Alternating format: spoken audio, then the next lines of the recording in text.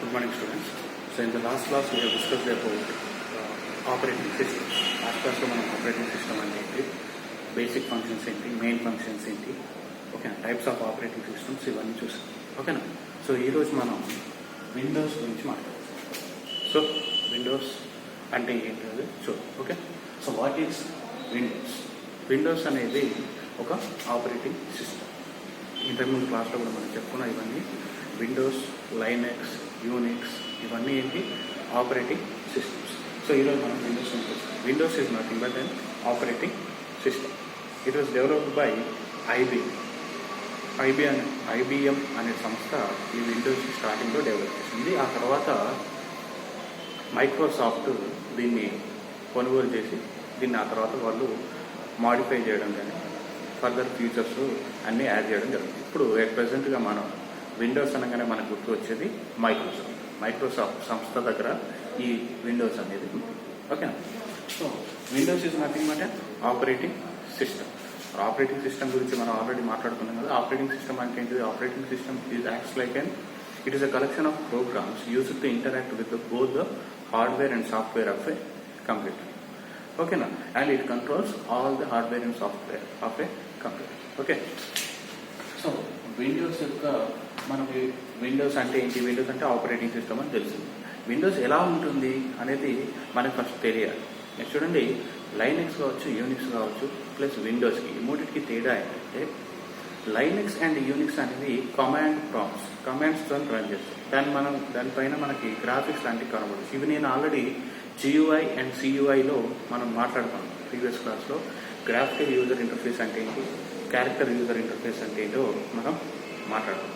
అందులో graphical user interface అంటే మనం ఒక కంప్యూటర్తో కావచ్చు, ఏదైనా డివైస్తోని మనకి ఆ కంప్యూటర్తో ఇంటరాక్ట్ అవుతున్నప్పుడు, ఆ కంప్యూటర్తో వర్క్ చేస్తున్నప్పుడు మనకి ఏదైనా పిక్చర్స్ కానీ, ఇమేజెస్ కానీ, ఏమైనా ఆబ్జెక్ట్స్ లాంటివి కనపడుతూ ఉంటే దాన్ని మనం గ్రాఫికల్ యూజర్ ఇంటర్ఫేస్ అంటాం.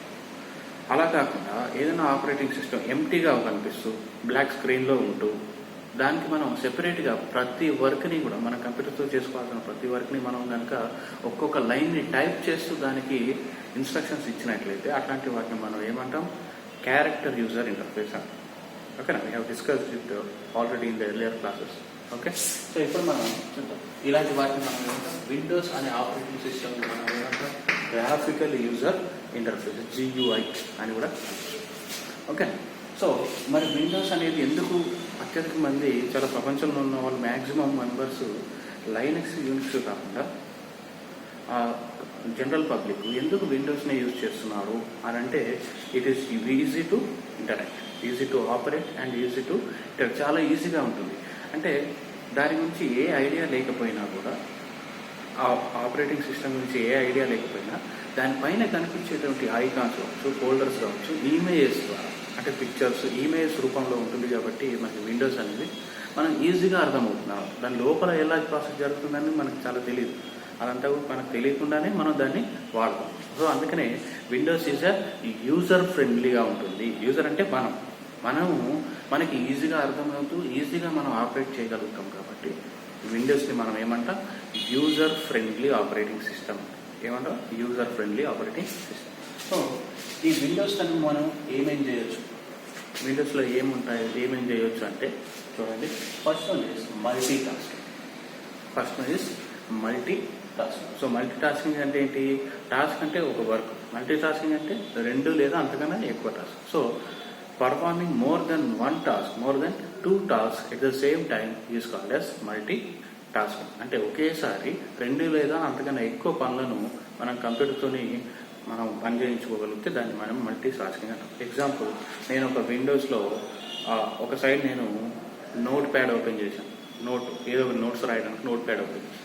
ఆ పక్క స్క్రీన్లో నేను ఏదైనా ఒక ఆడియో ఫైల్ని నేను ప్లే చేయవచ్చు, అంటే మ్యూజిక్ నేను వాడుకోవచ్చు. ఇంకొక సైడు నేను ఇంకొకటి విండోస్ ఏదైనా ఓపెన్ చేసుకుంటాను, బ్రౌజర్లో ఓపెన్ చేస్తాను. సో అంటే దాని అర్థం ఏంటి?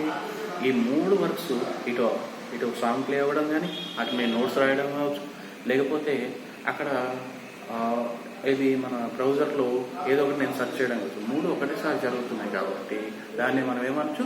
Multi tasking. ఇది ఒక అడ్వాంటేజ్. విండోస్ వల్ల అడ్వాంటేజెస్ ఏంటి? Multi task. Next one is file system. File system మనం ఆల్రెడీ మాట్లాడుకున్నాం. ఫైల్ సిస్టమ్ నుంచి కంప్యూటర్లో ఏ ఇన్ఫర్మేషన్ ఉన్నా సరే it will be available in the form of files. ఓకేనా?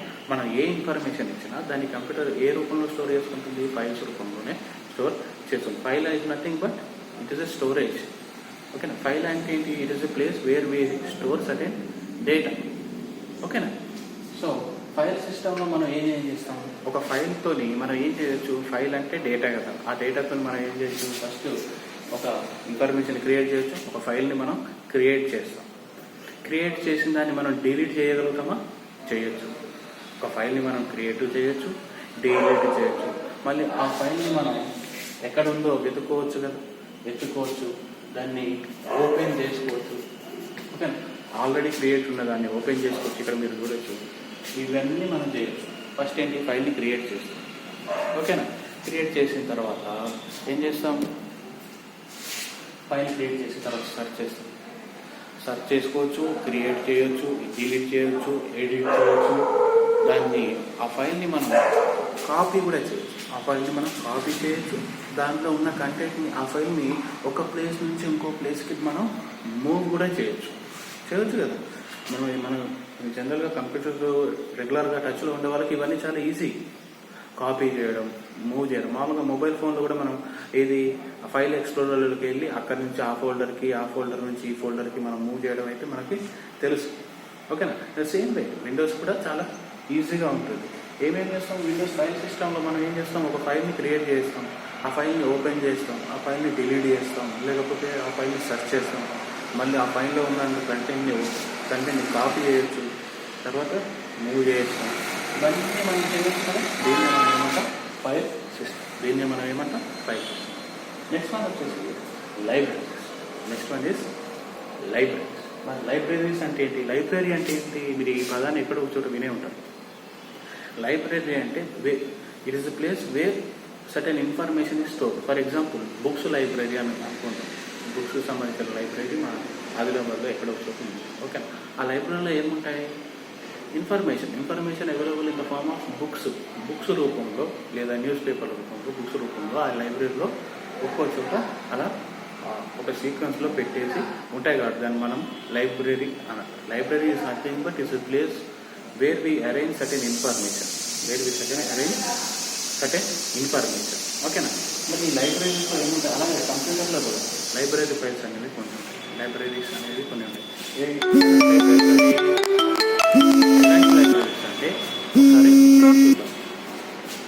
ఓకేనా? ఎలాంటి లైబ్రరీస్ ఉంటాయి? ఇందులో డాక్యుమెంట్ లైబ్రరీస్ ఉంటాయి. ఓకేనా? డాక్యుమెంట్స్ అంటే మనం రాసే టెక్స్ట్ ఫైల్స్లో కావచ్చు, పీడిఎఫ్లు కావచ్చు, అలాంటివన్నీ డాక్యుమెంట్ అంటే మనం చూసి టెక్స్ట్ రూపంలో ఉండి చూసి చదువుకునే వాటి అన్నింటినీ ఎక్కడ పడతాం? ఒక చోట పెడతాం. దాన్ని మనం ఏమంటాం? Document library. అలాగే పిక్చర్స్ అంటే ఈమెయిల్స్ కావచ్చు, ఫొటోస్ కావచ్చు, వాల్ పేపర్స్ కావచ్చు, ఇలాంటివన్నీ కూడా మనం ఇంకో సెపరేట్ ఫోల్డర్ లాగా చేసి పెడతామా? దాన్ని మనం ఏమంటాం? Picture libraries. అట్లనే మ్యూజిక్ లైబ్రరీస్. మనం పాటలు కావచ్చు, ఆడియో, దేనికి సంబంధించిన సరే ఆడియో అంటే పాటలు, MP3 మ్యూజిక్ సంబంధించినవన్నీ కూడా మ్యూజిక్ లైబ్రరీలో పెట్టుకుంటాం. అలాగే వీడియోస్, MP4 అంటే వీడియోస్, మూవీస్ కావచ్చు, షార్ట్ వీడియోస్ కావచ్చు, ఏమైనా సరే వీడియో రూపంలో ఉన్న ఫైల్స్ అన్నింటినీ వీడియో లైబ్రరీస్. ఏం లేదు, simple. Library is nothing but it is storage of different files. అది ఆడియో ఫైల్ కావచ్చు, వీడియో ఫైల్ కావచ్చు, ఏదైనా కావచ్చు. ఇలాంటివన్నిటిని సెపరేట్గా మనం దానికి స్టోర్ చేసి పెట్టుకుంటాం. అంటే వీటిని మనం ఏమనొచ్చు? లైబ్రరీస్. ఓకేనా? సో నెక్స్ట్ మనం చూడండి, డెస్క్టాప్ కాంపోనెంట్స్. ఇందాక మనం what is windows, what are the components of windows చూసాం కదా. నెక్స్ట్ ఇప్పుడు డెస్క్టాప్ కాంపోనెంట్స్. ఇప్పుడు మనకి డెస్క్టాప్ అంటే ఏంటో ఫస్ట్ తెలుసుకోవాలి. డెస్క్ టాప్ అని మనం మామూలుగా అంటాం, ల్యాప్టాప్ డెస్క్టాప్ అంటాం కదా. ఇక్కడ డెస్క్టాప్ అంటే ఏంటో ఒకసారి చూద్దాం. So desktop is nothing but main screen. Desktop అంటే ఏంటి? Main screen. ఇప్పుడు మనం కంప్యూటర్ ఆన్ చేయగానే మనకు ఒక స్క్రీన్, ఫస్ట్ స్టార్టింగ్లో వచ్చే స్క్రీన్ని మనం ఏమంటాం? స్టార్టింగ్లో మనకు కనిపించే స్క్రీన్ని మనం ఏమంటాం? దాన్ని డెస్క్ టాప్. దాన్ని ఏమంటాం మనం? డెస్క్ టాప్ అని. ఓకే, సో మరి అందులో మనకి ఏముంటాయి, డెస్క్టాప్ లోపల మనం చూసినట్టయితే my computer, my document, my files, ఇట్లా రకరకాలుగా రీసైకిల్ బిన్ అవన్నీ కనిపిస్తుంటాయి కదా. వాటిని మనం ఏమంటాం, ఐకాన్స్. అవన్నిటిని మనం ఏమంటాం, ఐకాన్స్ అని అంటాం. మరి ఐకాన్ అంటే ఏంటి అని అంటే it is the small pictures.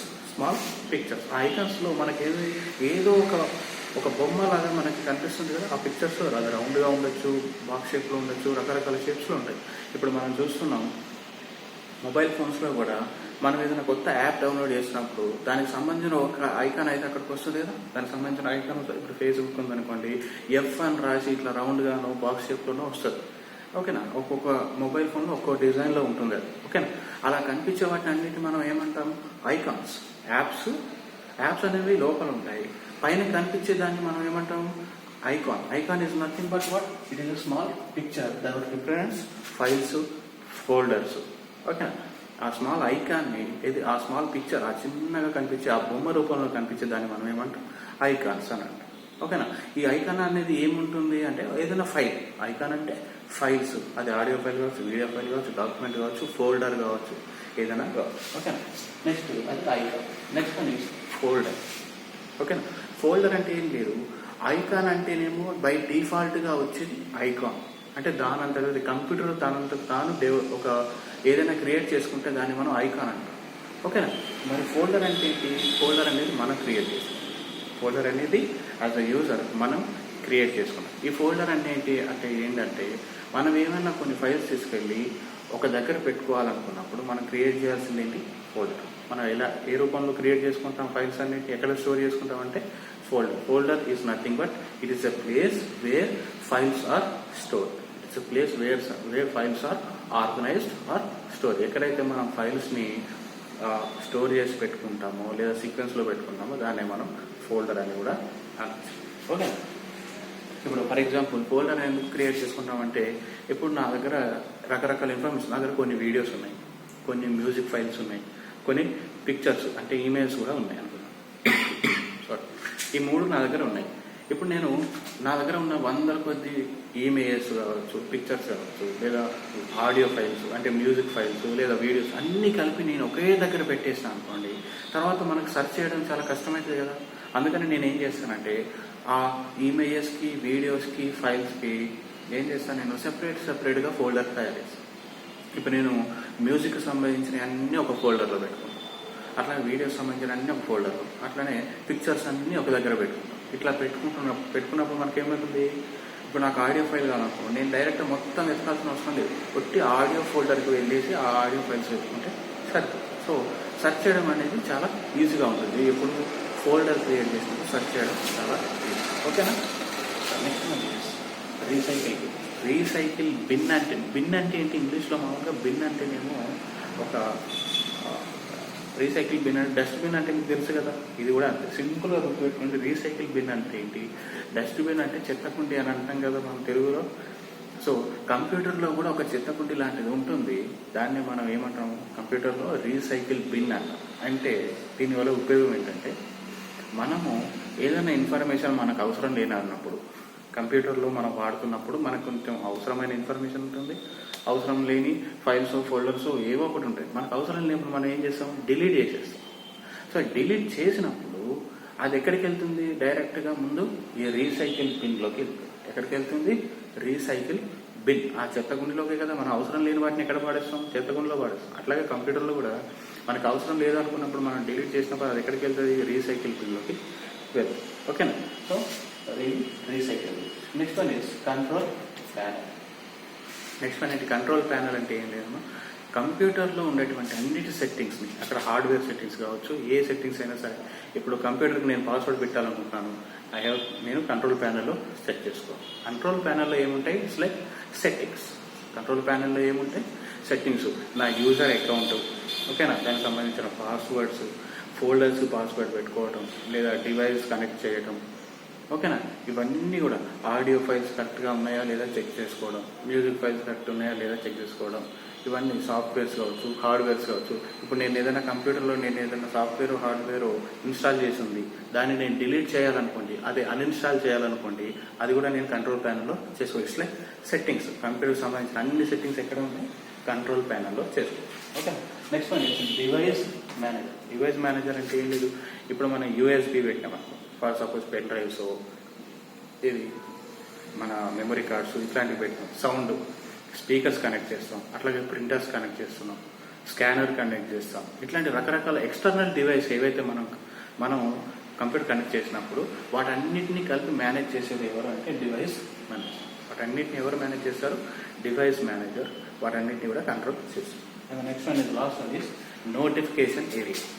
Notification area అంటే ఇప్పుడు మన కంప్యూటర్ ఓపెన్ చేయగానే, ఆన్ చేయగానే మనకి ఫస్ట్ డెస్క్టాప్ వస్తుందని చెప్పిన ఫస్ట్ స్క్రీన్ మనకి ఏదైతే వస్తుందో దాని డెస్క్టాప్ అంటాం. ఆ కింద ఉంటుంది చూసారా, కింద మనం ఏ ఫోల్డర్ ఓపెన్ చేసినాము, రన్ బటన్ కావచ్చు, ఏ ఫోల్డర్ ఓపెన్ చేసినాము, ఆ కింద ఏమేమి ఓపెన్ అయ్యి ఉన్నాయి అనేది మనకి ఎలా తెలుస్తుందంటే ఆ కింద ఉండేదాన్ని. ఫర్ ఎగ్జాంపుల్ ఇలా ఉందనుకుంటాం, ఇది డెస్క్టాప్, ఓకేనా, ఇక్కడ ఏవో కొన్ని ఐకాన్స్ ఉంటాయి ఇట్లా, ఓకే, కానీ ఇక్కడ ఏముంటుంది, ఈ లాస్ట్లో మనకి ఒకటి కనిపిస్తుంది. మామూలుగా విండోస్ 7లో అయితే 10లో కూడా కనిపిస్తుంది, ఓకేనా.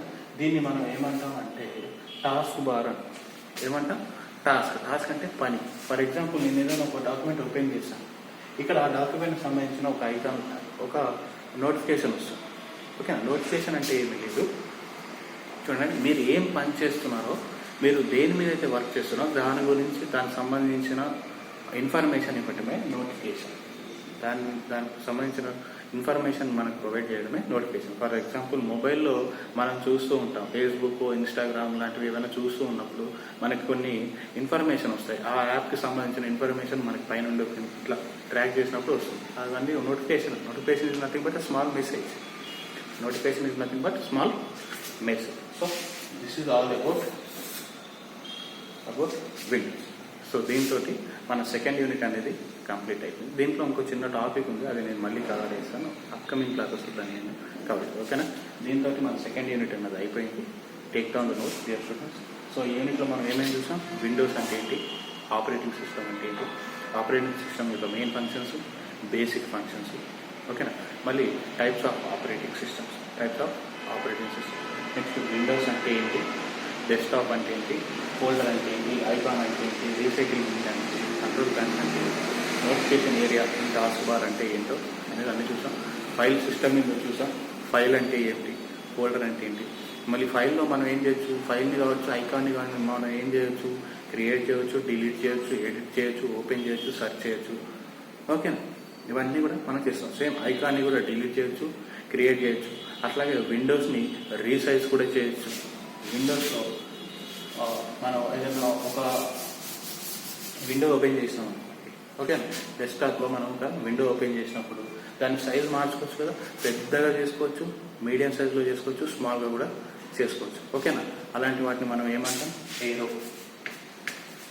అలాంటి దాన్ని మనం ఏమంటాం? ఏరో అని అంటాం, okay. So this is all about Windows and operating system. In the next class we will discuss about MS Office. MS Office గురించి నెక్స్ట్ క్లాస్లో మనం డిస్కస్ చేద్దాం, ఓకే.